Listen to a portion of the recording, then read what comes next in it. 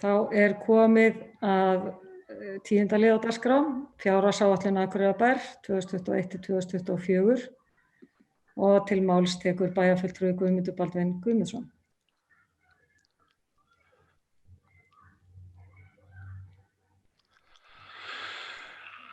Takk fyrir það, forseti ágætu bæjarfulltrúar. Fjárhagsáætlun nú lögð fram til seinni umræðu hér í bæjarstjórn en fyrri umræða fór fram á fundi bæjarstjórnar þann 1. desember síðastliðinn. Á þeim fundi fór ég yfir forsendur fjárhagsáætlunar, helstu rekstrartölur sem og framkvæmd áætlun. Í kjölfarið fóru svo formið ráða yfir helstu áherslu þeirra sviða á komandi ári. Á milli umræðna hefur verið gerðar smávægilegar lagfæringar og breytingar á áætlun sem breyta heildarmyndinni þó óverulega og ekki ástæðu til að tíunda sérstaklega þessar breytingar hér.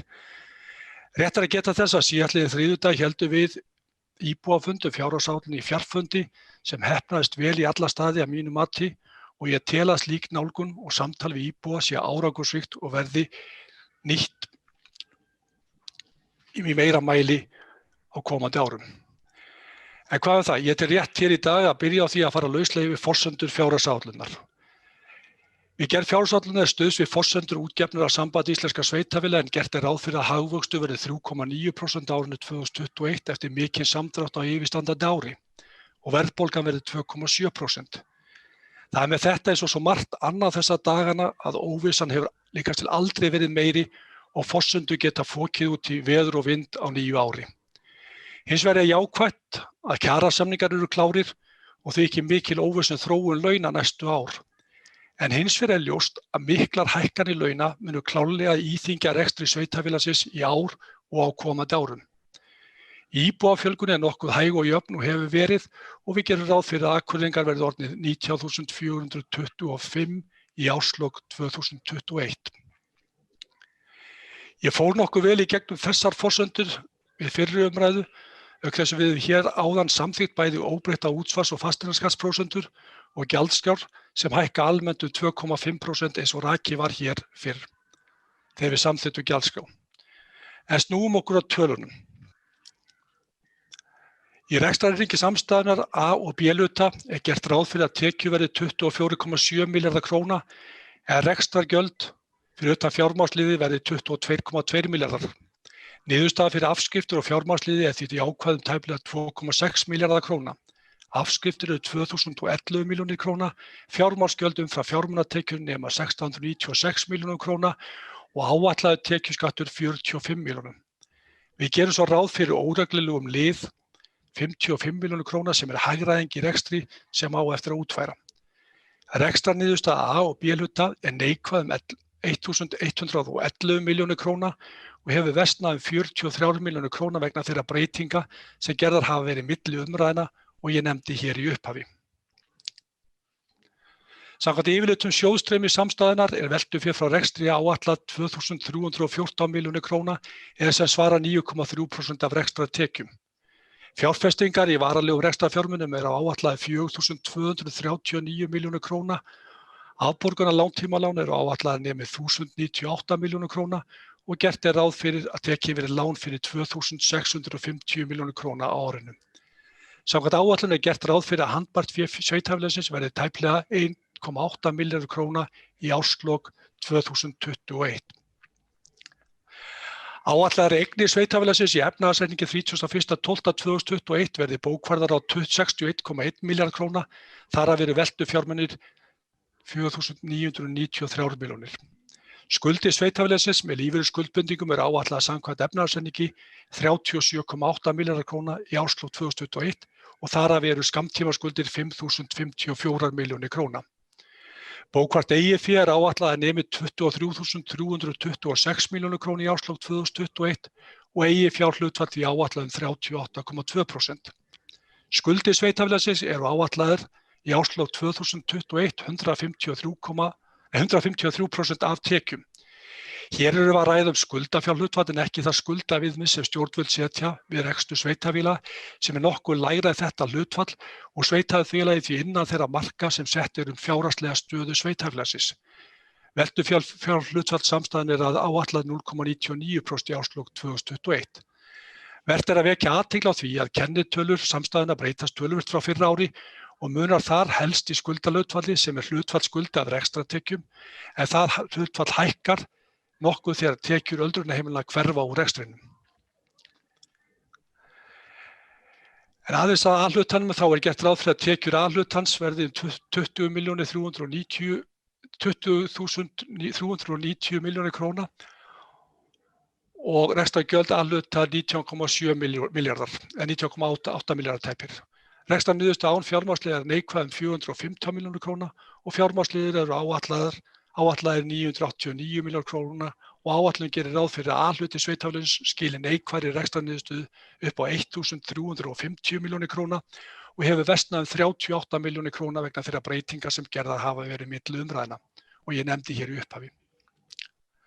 Samkvæmt yfirlitum sjóðstreymi veltufé frá rekstri hjá A-hluta áætlað 749 milljónir króna eða sem svarar 3,7% af rekstrartekjum. Við fyrri umræðum fjárhagsáætlun fór ég eins og áður segi yfir helstu fjárhagsstærðir og formenn ráða fór yfir helstu áherslur á sínum sviðum. Í dag mun ég fara yfir þessi helstu mál og bregða upp slæðum af stærstu málaflokkunum og þeim áherslum sem þar verða á komandi ári og árum. En fyrst aðeins að skiptingu málaflokka sem við sjáum hér. Eins og sjáum á hér eru fræðslumálin langstærst hjá okkur eða sem svarar tæpum 48% af skatttekjum. Við sjáum að félagsþjónusta 26% rúm, æskulýðs- og íþróttamál eru 13,5%, sameiginlegur kostnaður og lífeyrisskuldbindingar eru 8,4%, umferðarsamgöngumál eru 6% af skatttekjum, menningarmál 5,3%, umhverfismál 2,1% og svo framvegis. Við sjáum að þetta náttúrulega verulega, ef við leggjum þetta allt saman, þá er þetta yfir 100% og það einfaldlega vegna þess að skatttekjurnar eru minni heldur en rekstrarkostnaðar málaflokka og rekstur aðalsjóðs í halla og nokkuð töluverðum eins og maður segir. En ef við skoðum aðeins bara stærstu málaflokkana og byrjum hérna á fræðslumálunum, þá sjáum við þarna að fræðslumálin taka til sín á árinu 2021 8,5 milljarðar tæpi, 8.456 milljónir króna samkvæmt áætlun og þar erum við að sjá svona það helsta að við tökum í gagnið nýja leikskóla við Klappi í annað haust en næsta haust og samhliða því þá getum við farið inn að tekja inn 12 mánaða börn í leikskóla sem sögulegt í okkar bæjarfélagi og hefur í rauninni eitt af þessum kosningamálum okkar sem allir lögðu áherslu á fyrir síðustu kosningar og gleðilegt að sjá að það að gerast. En svo kemur fram áðan þá 2,5% hækkun á leikskólagjöldum en hins vegar þurftum við að hækka fæðisgjald 7% sem einfaldlega vegna þess að hráefnis- og launakostnaður hefur hækkað og það gert ráð fyrir að þessi kostnaður standi undir hráefnis- og launakostnaði. En á sama tíma tókum við út aðra reiknaða liði þannig að við þurftum ekki að hækka þetta eins mikið eins og hefði þurfti að öllu óbreyttu. Við erum að taka í gagnið nýja menntastefnu og svo erum við að gera ráð fyrir enduruppbygging Lundarskóla sem að ljúki á árinu 2022 ef allt gengur upp. Þannig að við erum að ráðast í mikla framkvæmdir þar. Förum aðeins nánar yfir það síðar. Í félagsþjónustu þá sjáum við það að við erum að gera ráð fyrir 4,6 milljörðum til félagsþjónustunar og þannig erum við að sjá lækkun frá fyrra ári einhverjar 200 milljónir króna. Þar mun náttúrulega helst framlag til öldrunarheimilana sem á þessu ári yfir 500 milljónir króna frá aðalsjóði til öldrunarheimilana. En hins vegar á sama tíma þá náttúrulega hafa orðið launahækkanir og auk þess erum við að auka þjónustu sem við sjáum nú vel þarna þegar við berum saman árið 2009 og síðan komið til ársins 2021. Og þar helst að telja að við erum í rauninni að tókum í gagnið á þessu ári þjónustu gjarnan við Klettaborgir sem þá í fullum rekstur árinu 2021.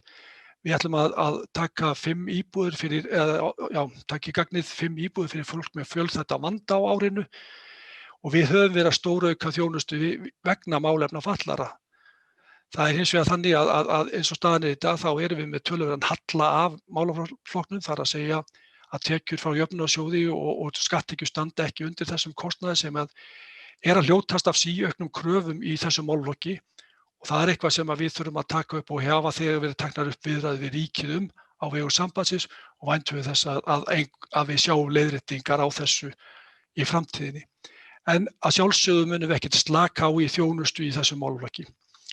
Og það vekur upp þessa endalausu spurningu sem þarna settur sem punkturinn, þar að segja tekjuskipting ríkis og sveitarfélaga. En við erum eins og ég sagði áður að fara að skila rekstri öldrunarheimila til ríkisins en þó kom náttúrulega fram í fréttum í dag að við höfum ákveðið gert samkomulag við ríkið að halda á rekstrinum næstu 4 mánuðina. Það má segja að það eru veruleg vonbrigði fyrir okkur að ríkið skuli ekki hafa geta staðið sína plikti í þessu.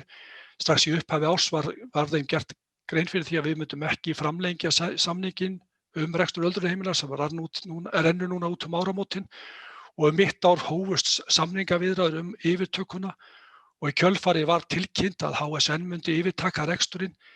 Hins vegar hljóp snuðra á þráðinn og frá þeim tíma hefur vegna tæknigalla einhverjar og frá þeim tíma hefur þetta verið í hálfgerðu uppnámi og til þess í rauninni að höggva á þennan hnút höfum við gert samkomulag við ríkið að halda á þessum rekstri næstu 4 mánuðina bara til þess að tryggja það að ró fáist yfir bæði fyrir starfsmenn og vistmenn á þessu hjá öldrunarheimilunum sem afar mikilvægt en samhliða því höfum við gert ríkinu alveg skilmerkilega grein fyrir því að þessi 4 mánuði verði nýttir til þess að klára þessi mál í eitt skipti yfir öll.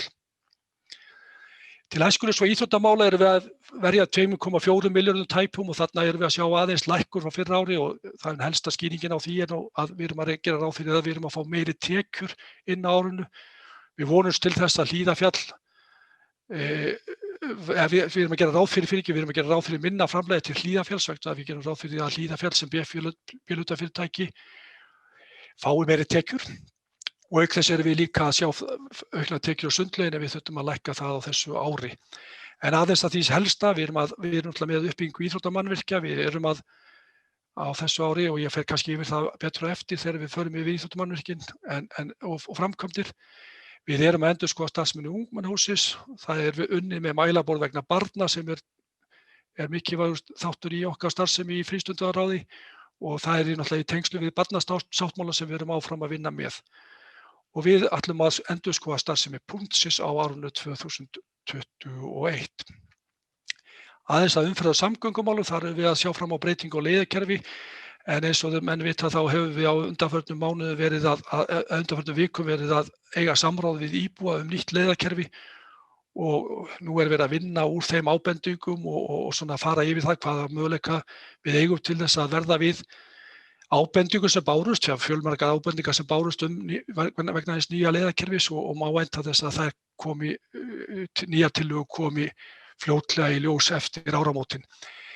Við ætlum líka að vinna hagræðingu í snjómokstri og bara aðeins að því að þá erum við alls ekki að draga úr neinni þjónustu. Fyrst og fremst erum við að hagræða og vita hvort við getum ekki gert hlutina betur en að sjálfsögðu munum við moka götur og stíga eins og gert hefur verið til þessa en alltaf má gera betur. Auðvitað náttúrulega vonum við að sjálfsögðu til þess að máttaryfirvöld verði okkur hagstæð á næsta ári.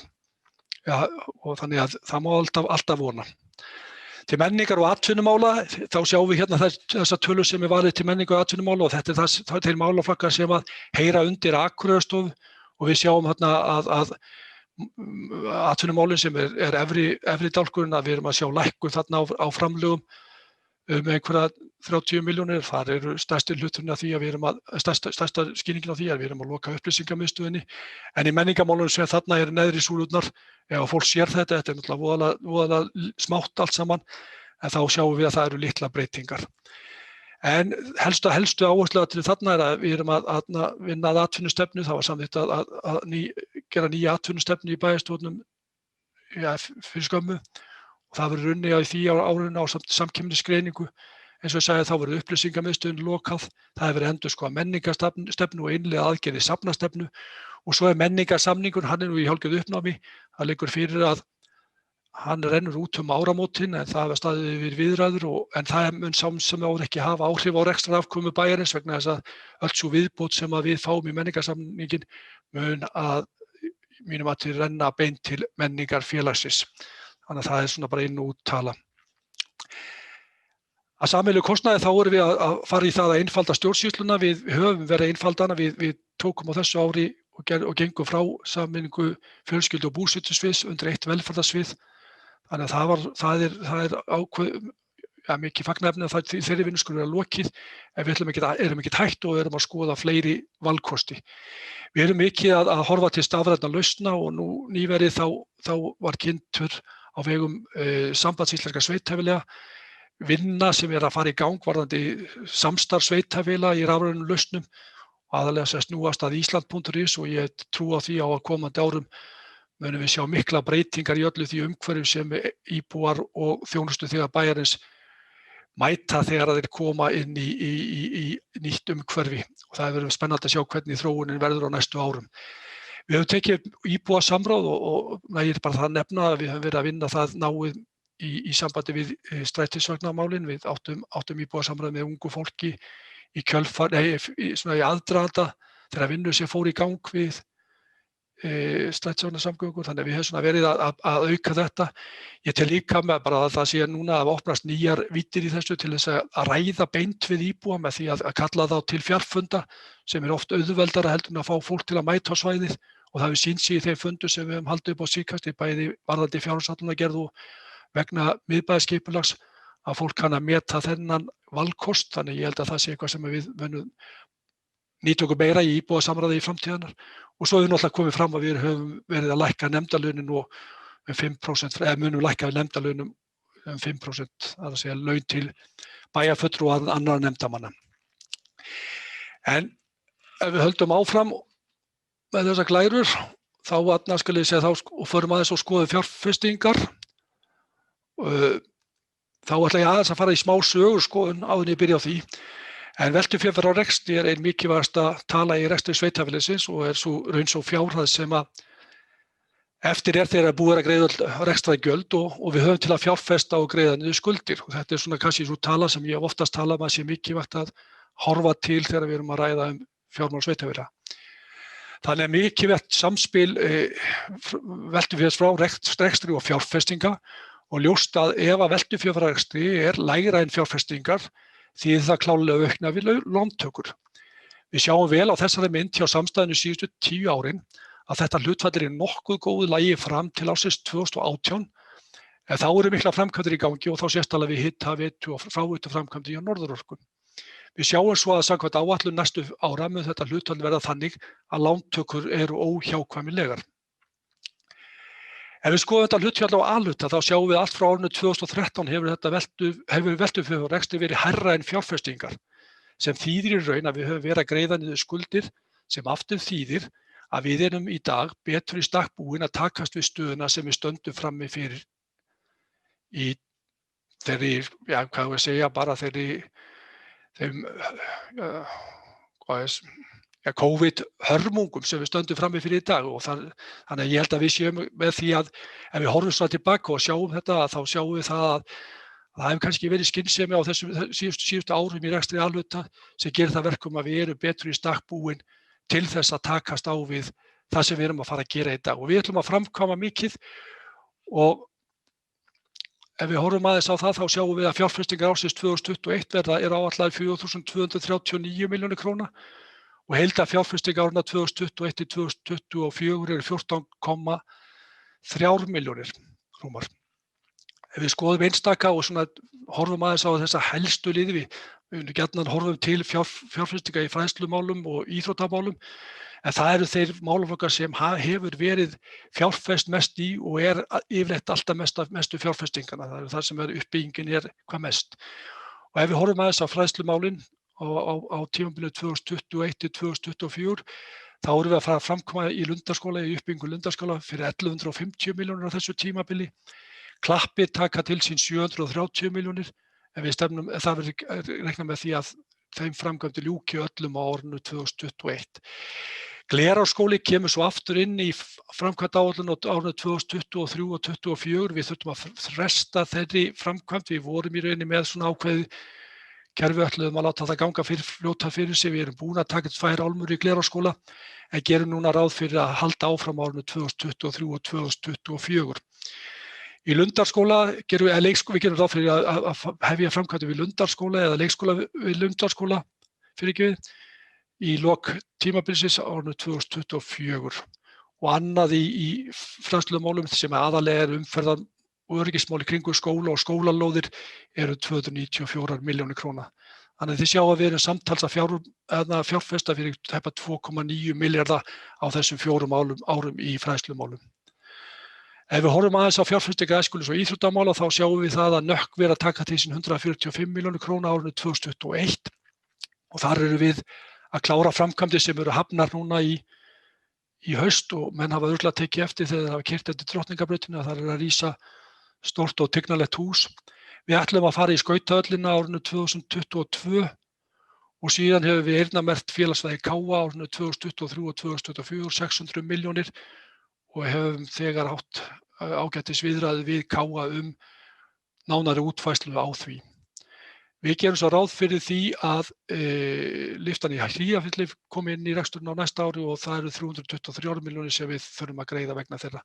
Þannig að samtals eru þetta tæpa 1200 milljónir sem við erum að setja þetta í íþróttamál.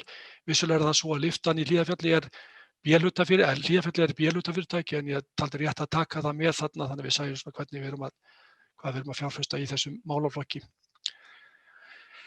Ef við förum aðeins inn í fjárfestingar ýmsar þá erum við að sjá náttúrulega mikla framkvæmdir í götum og stígum og kannski aðeins tæpa 2,8 milljarðar sem við ætlum að framkvæma á næstu árum. Þar náttúrulega uppbygging og nýjar götur og endurbygging gatna í einhverju 1,5 milljarður. Við erum að gera ráð fyrir einhverjum 800 milljónum í stígar. Þannig að þetta eru stóra framkvæmdir sem við erum að sjá fyrir okkur á næstu árum og því ekki vanþörf á því að huga vel að gatnagerðargjöldum og hvernig við ætlum að fjármagna þetta til framtíðar. Ég held að það sé svona kannski eitthvað sem við þurfum að halda áfram að skoða eins og ég sagði hér áðan þegar við ræddum gatnagerðargjöldin og ég held að það sé svona líka veganesti fyrir nýja bæjarstjórn að loknu þessu kjörtímabili að halda áfram á þeirri vegferð. Við ætlum að framkvæma í Ráðhúsinu fyrir 1,350 milljónir króna. Menn spyrja sig sjálfsagt hvað ætlið að gera þar? Jú, eitt af því sem við höfum talað er að einfalda stjórnsýsluna og liður í því er að koma allri stjórnsýsluna undir eitt þak, þar að segja undir Ráðhúsið. Við erum að leigja núna fyrir velferða- og fræðslusvið út í Glerárgötu og ætlunin er að flytja þetta allt saman undir Ráðhúsið. Við teljum með því að við munum spara 150-200 milljónir á ári þegar fram líða stundir, bara vegna hagræðingar í rekstri. Þetta verður einfaldara og allt saman miklu betra í rekstri á okkar mati. Þannig að við fórum ákvæmlega vel í gegnum þetta, bæjarstjórinn lagði fram góða greinargerð með þessum tillögum og þetta sem sagt kemur þá og við höfum verið að auka í þetta núna á þessu ári, þar að segja eða fyrir næsta ára við setjum þetta inn 1350 milljónir á næstu 4 ár.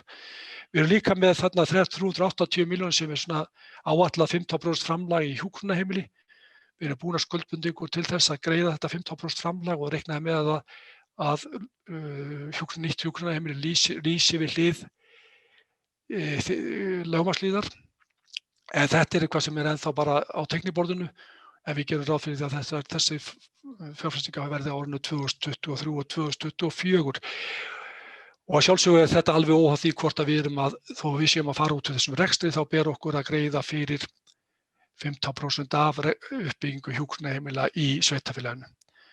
Við erum þarna að sjá stofnbúnað sem ýmis stofnbúnaður í öllu kerfinu í okkur upp á 410 milljónir og aðra fjárfestingar eru líka þarna upp á 482 milljónir og þar eru ýmsar, við erum að sjá þarna framkvæmdir í Hofi, vegna atvinnumála, vegna umhverfismiðstöðvar og fleira, en samtals eru það 482 milljónir. Og samtals eru þarna aðrar fjárfestingar upp á 5,4 milljarðar króna.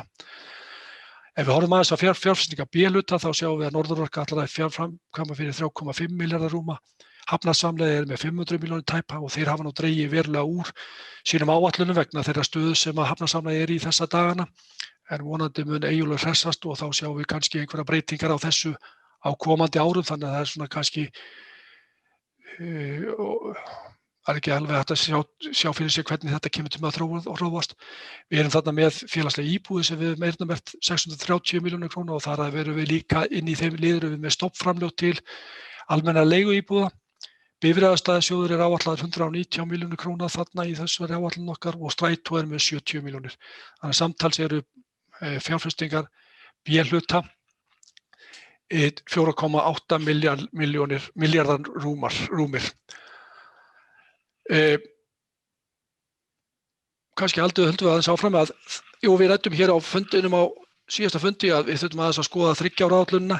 Það nú þannig sem sagt 3 ára áætlun eftir áætlun 2021, það nú þannig að fjárhagsáætlun 2021 eða næsta árs alltaf bindandi og þá ætlast til að við séum að vinna eftir þeirri fjárhagsáætlun og við leggjum mikla áherslu á það í þessari fjárhagsáætlunargerð að við takmörkum gerð viðauka og við vonumst til þess að við séum svona sjá fyrir svona helstu þætti á árinu 2021 en auðvitað aldrei hægt að sjá allt fyrir og ég bara rifja það upp að fyrir ári síðan satt ég hér og við vorum bara nokkuð bjartsýn á árið 2020. Það var nú heldur betur snúist í höndunum á okkur en þannig það erfitt að segja til hvernig ári kemur með þó róast en við erum samt sem ára að samþykkja hér í dag fjárhagsáætlun fyrir að það ár sem bindandi. Varðandi 2022-2024 þá erum við að tala það svona stefnumótandi, það ekki bindandi fyrir sveitarfélagið en þó alltaf lagt fram með fjárhagsáætlun ársins. Og ef við skoðum aðeins fjárhagsáætlunar eða þetta forsendur sem í fjárhagsáætlun fyrir þessi 3 ár þar á eftir, þar að segja 22-24, þá gerum við ráð fyrir að hagvöxtur verði áfram jákvæður 3,1% árinu 2022 og farið síðan í 2,4 og 2,6 á árunum þar á eftir. Við erum að sjá verðbólguna og verðbólgan árinu 2022 2,6% og lækki síðan í 2,5% árunum þar á eftir. En nú aftur erum við að byggja þessar tölur á hagtölur sem koma frá sambandinu og hagstofunni og það nú bara þannig að í öllum svona spám gert ráð fyrir að verðbólga sé alltaf 2,5% til lengri tíma. Þannig að þetta ekkert ókunnar tölur.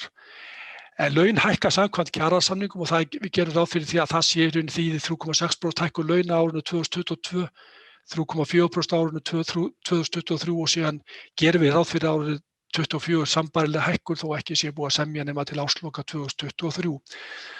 Við áætlum að íbúum muni fjölga 200 manns á öllum þessum út áætlunartímabilið, útsvarsprósentar, við ætlum að nýta okkur hámarksútsvarsprósentina og ég held að það sé eitthvað sem að sveitarfélögin mun gera á næstu árum og jafnvel áratug.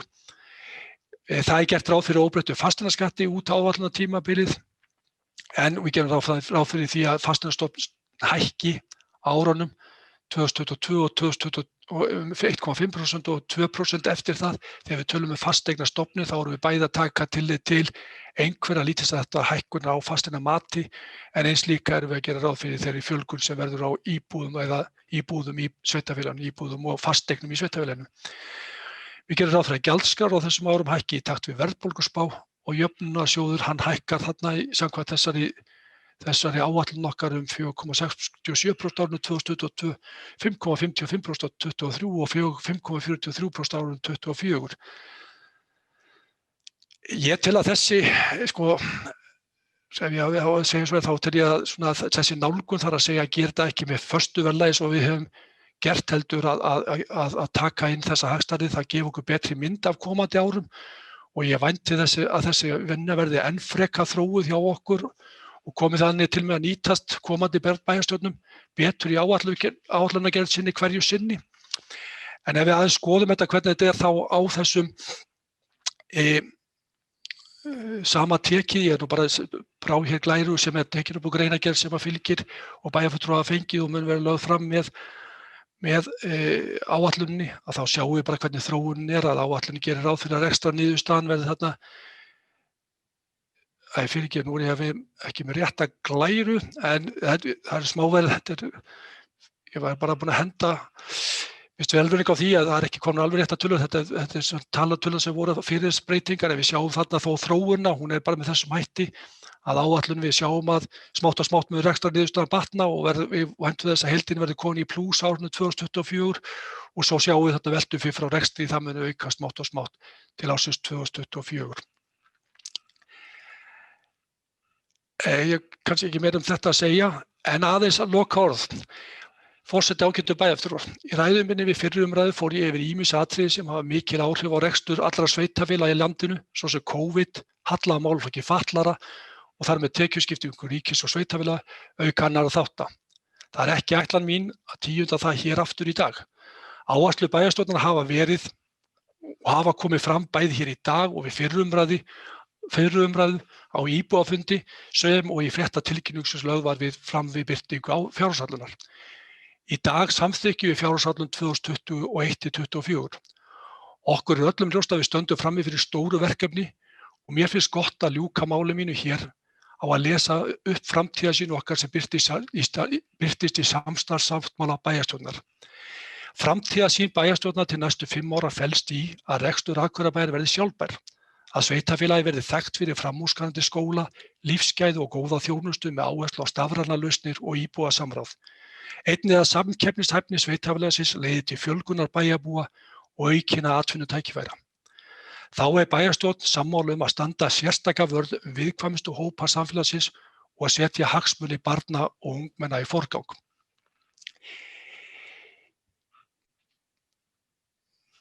Hér í lokin vil ég fyrir hönd okkar bæjarfulltrúa þakka bæjarstjórn og nefndarfólki öllu gott samstarf við gerð fjárhagsáætlunar og ennfremur vil ég þakka sérstaklega Dan Brynjarssyni, sviðsstjóra fjársýslusviðs og Kristínu Baldvinsdóttur, verkefnastjóra, sem og sviðsstjórum öllum fyrir þeirra vinnu við gerð fjárhagsáætlunar. Og mér fannst kannski táknrænt fyrir fjárhagsáætlun okkar að setja hér inn í lokin hjartað okkar í miðbænum. Út úr því má lesa svo margt, en ég ætla að leyfa hverjum og einum að lesa það sem hann vill. Læt hér loki máli mínu og legg hér fram fjárhagsáætlun 2021 til 2024 til umræðu og samþykktar. Takk fyrir.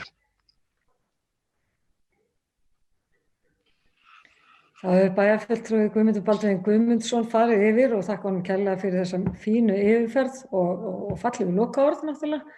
Og næst tekur til máls bæjarfulltrúi Sóley Björk Stefánsdóttir. Já, forseti, ágætu bæjarfulltrúar.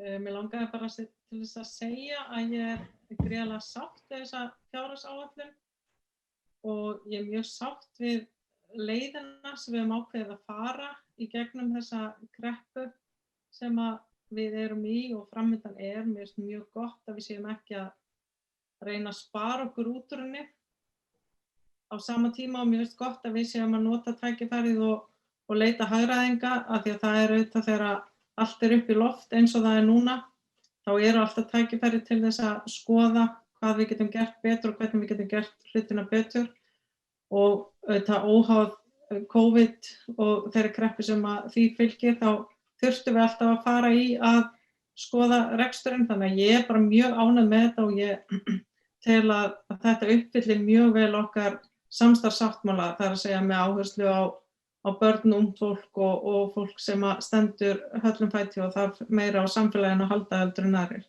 En svo vildi ég líka bara þakka bæjarfulltrúa Guðmundi fyrir þessa rosalega fínu, góðu og upplýsandi kynningu. Mér finnst þetta alveg ferlega fínt og til fyrirmyndar að skýra málin svona vel út, ekki bara fyrir okkur sem þekkjum þetta orðið þokkalega vel en þeim sem á horfa. Þannig að og það eru þetta einhver smáatriði sem ég held að ábyggilega öll okkar getum sagt að maður hefði sjálfur vilja hafa einhvern veginn aðeins öðruvísi, en það eru ótrúlega mikil smáatriði og það er stóra myndin sem skiptir máli í þessu og ég er gríðarlega ánægð með hana. Takk. Það er bæjarfulltrúi Sóley Björk Stefánsdóttir lokið máli sínu. Næst tekur til máls bæjarfulltrúi Hlynur Jóhannsson. Já, forseti ágætu bæjarfulltrúar. Ég vil þakka Guðmundi, bæjarfulltrúa Guðmundi aftur fyrir þessa yfirferð. Ég held að hann bara batni með hverjum fundinu. Þetta var mjög góð yfirferð hjá honum. Ég ætlaði bara aðeins að taka til máls af því að ég ætla sjálfsögðu að samþykkja þessa fjárhagsáætlun, en ég er ósátt við eitt lið sem kemur hérna inn á milli umræðna. Þar sem að bæjarstjórnin hefur samþykkt að veita 10 milljónir til styttingar vinnuviku hjá leikskólakennurum. Ég veit ekki betur en í kjarasamningi tekið skýrt fram að þeir ekki að falla kostnaður á sveitarfélag vegna styttingar vinnuviku hjá leikskólakennurum. Og auðvitað ætti að fylgja með í svona dæmi einhverja leiðbeiningar til þess að sé hægt að ganga frá þessu fljótt og vel. En þarna verið að veita 10 milljónir til þess að fresta að þetta verið tekið til laga hjá þeim, að þeir geti aðlagað sig þessari styttingu.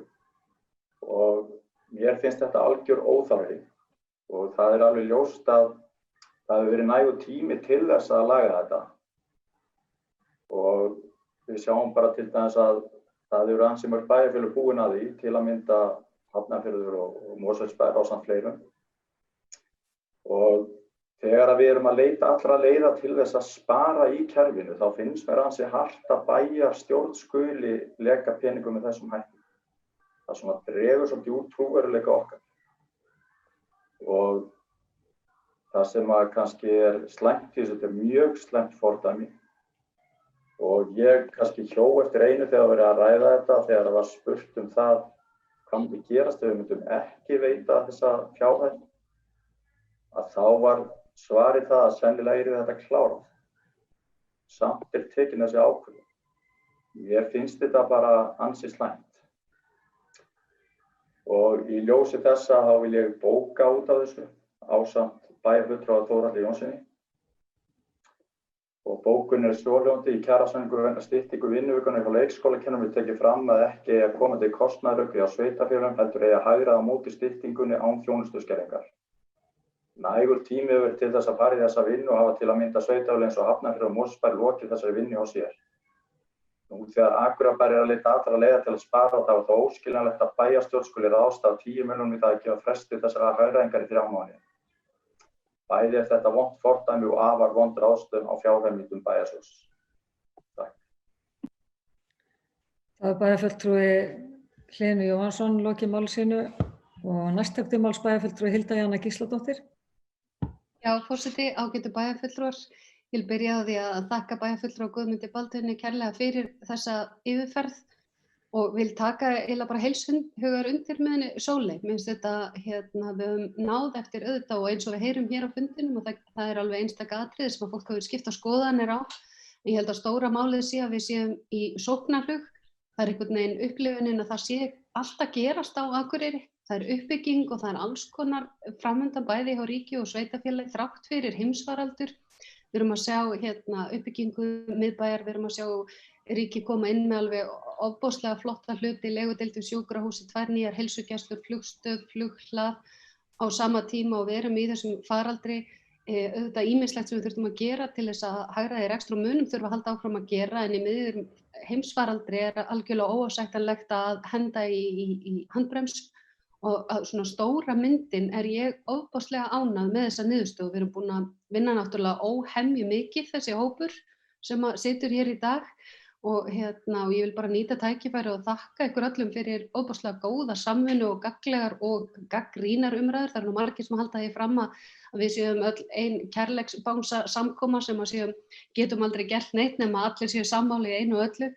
En það er nú, ég held að sé nú flesta brosa á skjánum því það er auðvitað ekki rétt en við náum samt að sýna virðingu í okkar samskiptum og að koma okkar sjónarmiðum á framfæri þannig sem að ég held að sé til alveg ofboðslega mikilla fyrirmyndara því það er allt í lagi að vera sammála, vera ósammála en að geta setta fram einmitt með virðingu og syni hugsjón á framfæri, kannski bara eins og bæjarfulltrúi Hlynur var að gera hérna áðan þó að ég sé ósammála að þá er það alveg hægt.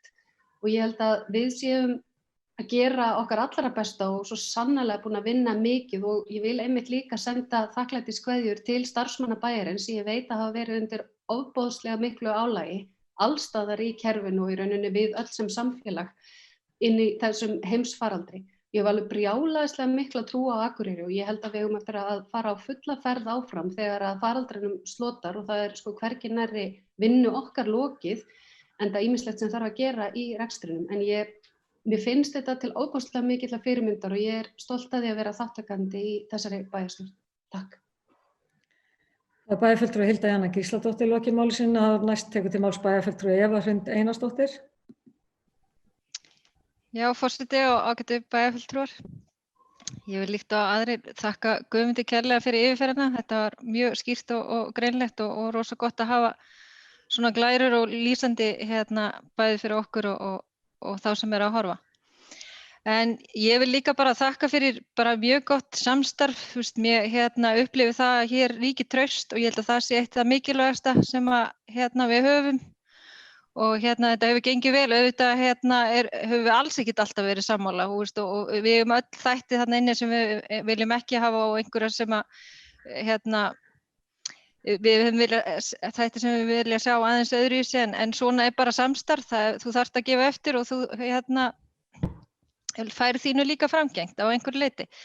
En ég er reyndar á því að þó að við séum orðin þreytt og þetta er búið að vera mikil vinna og ég, eins og Hilda Jana kom inn á rosa mikið álag á starfsfólki, það er COVID og svo kemur erfið fjárhagsáætlun að vinna, að ég vona bara að allir geti tekið gott jólafrí og hlaðið batteríin en ég er nefnilega á því að þegar að nýtt ár hefst að þá hefst líka mikil vinna, við erum bara rétt að byrja að moka, myndi ég segja.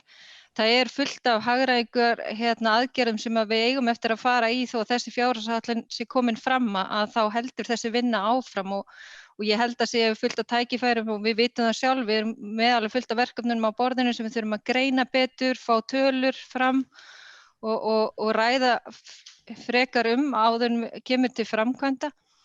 En ég held að fyrstu mánuðir næsta árs verði líka erfið vinna og við erum öll tilbúin að bretta upp ermar og höfum verið þar og ég held að þetta hafi verið rétt ákvörðun að setja alla upp á dekk. Ég held að bærinn hafi þurft á því einmitt að halda á þessum tímum sem nú eru.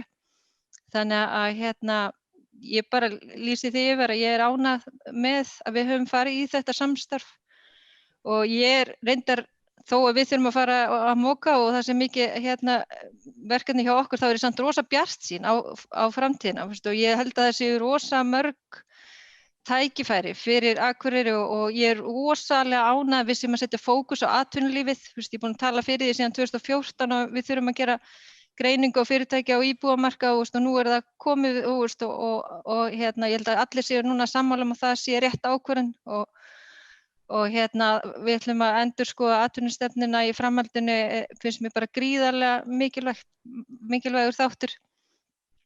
Eins er ég mjög ánægð með það að við ákváðum að hækka ekki fasteignagjöld, við erum að hækka gjöld annars staðar í kerfinu þar sem það hefur kallað á vegna framkvæmda í Norðurorku. Þannig að ég er mjög ánægð með þá þætti og ég tek undir með Sóli, við erum að ná þessum áherslu að standa vörð um viðkvæma hópa og börnin og mér finnst það bara skína í gegn í þessari fjárhagsáætlun. Þannig að ég er bara mjög sátt við það. Ég reyndar áhyggjur á jöfnunarsjóðunum, ég hef áhyggjur af eins og Guðmundur Baldvin kom inn á, tekjuskiptingu ríkis og sveitarfélaga og það er bara ærið verkefni fyrir okkur að fara í. Það er svona, þegar við erum að sjá kannski loksins til enda varðandi öldrunarheimilina þá tekur annað verkefni við og ég held að það verkefni verði mjög stórt. En ég vil líka bara eins og Hilda Jana og Sóli koma inn og Guðmundur Baldvin þakka starfsfólki eins og ég sagði, þetta búið að vera gríðarlega mikið álag á það og mér finnst það búið að standa sig alveg eins og hetjur. Hvort sem að fólk er að standa á gólfinu og þjónusta eða sviðsstjórar eða aðrir, maður er bara virkilega stoltur af hvernig fólk hefur leyst úr alveg ótrúlegustu málum á svona erfiðum tímum eins og nú eru. En ég held að 2021 verið alveg rock ár og ég er algjör Pollyanna þannig að ég horfi bara bjartsýn á framhaldið og á okkar samstarf hér í bæjarstjórn. Það er bæjarfulltrúi Eva Hrund Einarsdóttir í lokamáli sinni. Orðið er laust. Næst tekur til máls bæjarfulltrúi Guðmundur Baldvin Guðmundsson. Þetta getur bæjarfulltrúar. Kannski aðeins vegna þessara umræðu eða það er alltaf bara verið þannig að við erum komið fram að við erum hér öll sammála mestu leyti en það er hins vegar þannig að við höfum líka tekist á og erum að ræða hlutina í botn og ég held að það sé svo mikilvægt á þessum tímum að við stöndum saman þegar að við tökumst á við svona holskeflu sem að við höfum lent í vegna COVID og ég vil bara þakka það. Svo ákvörðun að við steyptum allir bæjarstjórninni saman í einn meirihluta er mikilvæg og eins og Eva Hrund bæjarfulltrúi kom inn á eða einhver kom inn á hér áðan að þá eru allar hendur komnar upp á dekk sem ég stel vera mikilvægt og ég vil bara þakka formönnum og bæjarfulltrúum fyrir þeirra störf. Ég meina það hefur létt vinnu mína verulega varðandi þessa upptalningu sem hér fór áðan að það eru allir að vinna verkin sín og þetta þýðir það að þetta verður allt saman einfaldara. Ég búin að lesa svona tölur upp í 7 ár og bæjarfulltrúi Hlynur kom upp á, ég var alltaf að skána, ég þakka það. Sennilega þetta bara reynslan, en hins vegar er það engulega síður þannig að þetta mikilvægt að finna það að fólk allt tilbúið að taka þátt í þessari vinnu og vill bæjarfélaginu hið besta og við erum öll samstiga í því að gera eins vel og við getum í því ástandi sem við erum að glíma við þessa dagana. En ég fyrst og fremst bara eins og hefur komið fram, ég fyrst og fremst stoltur af því að taka þátt í þessari vinnu og ég líka afskaplega vil endurtaka það afskaplega ánægður með hvernig starfsfólk bæjarins hefur unnið á þessum erfiðu tímum. Það hefur þurft að leggja mikið á sig og ég held að sem öll komin að það tímapunkt að við erum að fara að hlakka til jólana og svo að sjálfsögðu hlökkum við til næsta ár sem verður vonandi betri tíð með bóluefni. Takk fyrir. Guðmundur Baldvin Guðmundsson lokið máli sínu, orðið er laust. Sem fleiri hefði ekki hvatt sér hljóðs, þá vil ég nú bara taka undir með öðrum sem hafa talað hérna og þakka og ég er ofsalega glöð fyrir þetta samstarf. Það mér finnst það hafa gengið vel. Það farið, það tók svona smá tíma að slípast saman en nú erum við komin öll í takt og erum að sýna það í raun með þessari fjárhagsáætlun og þessu sem þið hefur verið að segja hérna áður og svo vil ég jafnframt þakka starfsfólki. Það er alveg ómetanlegt að hafa starfsfólki með okkur í þessu og sviðsstjórana og svo alveg niður úr og niður á gólf. Þetta er ekkert, það gerir enginn, hvað segir maður, raskat einn, við erum í þessu saman. Þannig að nú ætla ég þá bara að bera upp og fjárhagsáætlunin er borin upp í nokkrum hlutum. Þannig að fyrst þá er það rekstrarniðurstaða aðsjóðs 2021 að fjárhæð mínus 2.138.039.000 krónur og niðurstaða efnahagsreikningi 2021 að fjárhæð 14.937.472.000. Þeir sem geta samþykkt það gefum merki. Það er 11. Þá er það næstar A-hlutastofnanir, eignasjóður gatna með rekstrarniðurstöðu að fjárhæð 45.895.000. Fasteignir Akureyrarbæjar rekstrarniðurstöðu 2021 að fjárhæð 747.090.000. Framkvæmdamiðstöð rekstrarniðurstöðu 2021 að fjárhæð mínus 4.853.000 ætla ég að segja og þeir sem geta samþykkt þessa þrjá liði gefið merki. Það er eins gott að lesa tölurnar rétt, það er 11 takk. Þá er komið að samstæðureikningi. Samstæðureikningur A-hluta með rekstrarniðurstöðu 2021 að fjárhæð mínus 1.349.907.000 og niðurstaða efnahagsreikningi 37.373.837.000.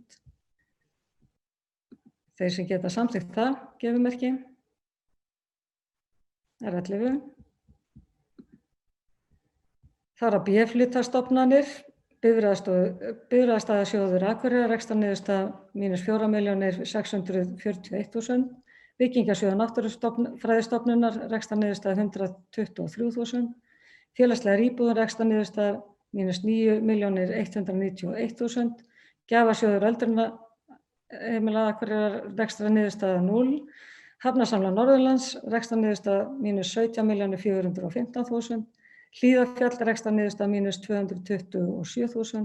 Norðurorka rekstrarniðurstaða 363.162.000. Strætisvagnar Akureyrar rekstrarniðurstaða 239.000. Þessar áætlanir, þeir sem geta samþykkt það gefið merki. 11 takk fyrir. Þá er það samstæðureikningur Akureyrarbæjar sem sagt á B-hluti með rekstrarniðurstaðu að fjárhæð mínus 1.111.001.000 og niðurstöðu efnahagsreiknings að fjárhæð 61.103.714.000. Þeir sem geta samþykkt það gefið merki. Ég held að svolítið tíma að taka þetta upp og setja það niður á skjánum. Það er 11 takk fyrir. Þá er það framkvæmda yfirlit, aðalsjóður 1.820.000.000, A-hluti 2.427.000.000 og B-hluti 1.811.850.000.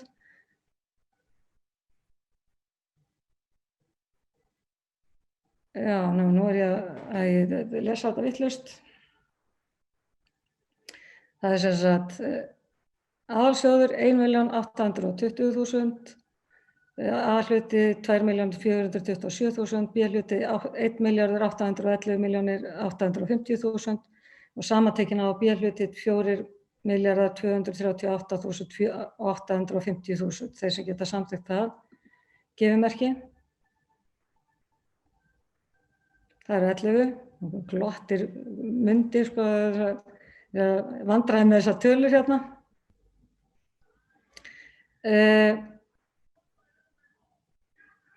Þá er það starfsáætlanir, bæjarstjórn felur nefndum og ráðum að yfirfara starfsáætlanir í samræmi við stjórnendur og gera á þeim þær breytingar sem nauðsynlegar eru með tillit til fjárhagsáætlunar Akureyrarbæjar og bæjarstjórn mun svo taka starfsáætlanir til umræðu. Þeir sem geta samþykkt það, gefið merki. Það er 11.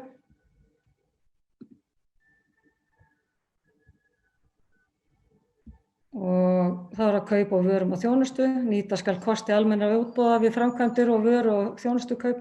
Þar sem því verður við komið, sérstök áhersla verður lögð á að ná ýtrustu hagkvæmni í innkaupum og meta skal endurnýjun þörf búnaðar sérstaklega. Gerða skuli þjónustusamninga við félög, fyrirtæki og stofnanir á þeim sviðum sem hagkvæmni slíkra samninga getur notið sín. Þeir sem geta samþykkt það, gefið merki. Það er 11. Og þá er áherslu við framkvæmd fjárhagsáætlunar 2021. Bæjarstjórn ítrekar tilmæli til stjórnenda bæjarins að gæta ýtrasta aðhalds í öllum rekstri bæjarins á árinu 2021. Mikilvægt að allri yfirvinnu sé haldið í lágmarki og þeim eindregnu tilmælum beint til stjórnenda að meta vandlega yfirvinnuþörf og leita leiða til að draga úr henni. Jafnframt skulu stjórnendur meta sérstaklega þörf á nýráðningum og möguleika á hagræðingum með breyttu verkferli þegar störf losna. Allar slíkar breytingar þarf að leggja fyrir viðkomandi nefnd og bæjarráð. Þeir sem geta samþykkt það, gefið merki. Það eru 11. Þá erum við búin að greiða atkvæði þetta og bæjarstjórn lítur svo á að með afgreiðslu frumvarpsins hafi verið afgreitt erindi og tillögur fjárveitingar sem borist hafa bæjarráði og vísað hefur verið til gerðar fjárhagsáætlunar. Ég lýsi því yfir að 10. liður dagskrárinnar ásamt 7. lið í fundargerð bæjarráðs frá 10. desember 2020 sé þar með afgreidd.